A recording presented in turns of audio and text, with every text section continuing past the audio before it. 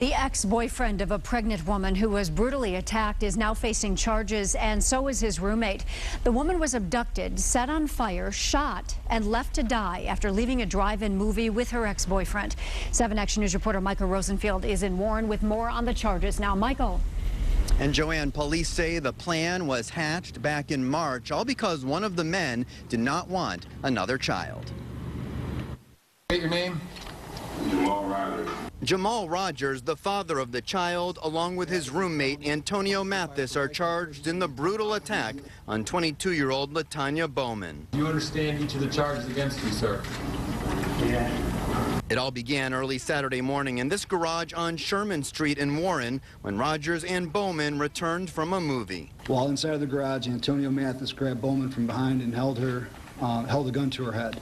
Bowman was then duct taped around her hands, feet, mouth, and eyes and put in the vehicle's rear seat while Rogers watched. Mathis then allegedly drove Bowman in Bowman's Saturn View to Detroit. Mathis sprayed Bowman with lighter fluid and set her on fire. Bowman fell from the vehicle. In an attempt to put the flames out, Mathis then fired 2 gunshots at Bowman, striking her once in the upper right back.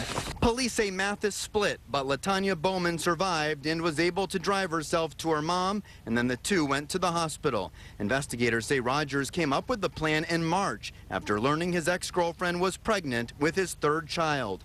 Investigators say text messages sent by Rogers during the crime show he was trying to establish an alibi. And video from this Home Depot in Warren implicates Mathis, according to police. It shows the shooter enter the store and purchase duct tape, a rope, and gloves. Bowman, who had burns to her back and head and was 3 weeks from her due date, had an emergency C-section this morning and gave birth to a boy. The 2 suspects face several charges, including assault with intent to murder. Mathis allegedly carried out the attack, and Rogers never helped. Mr. Rogers was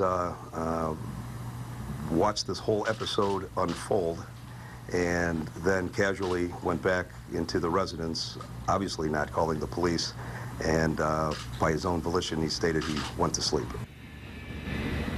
Police still have not been able to find the exact location in Detroit where the victim was set on fire. They'd like to find that scene to retrieve some of the evidence, including some of her clothes. They're thinking about sending up a helicopter tomorrow to help in that search.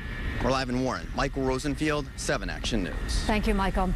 We have a few more details now. The judge today denied bond for both the men. The 2 suspects have criminal records. In fact, Mathis was on parole for assault and resisting a police officer.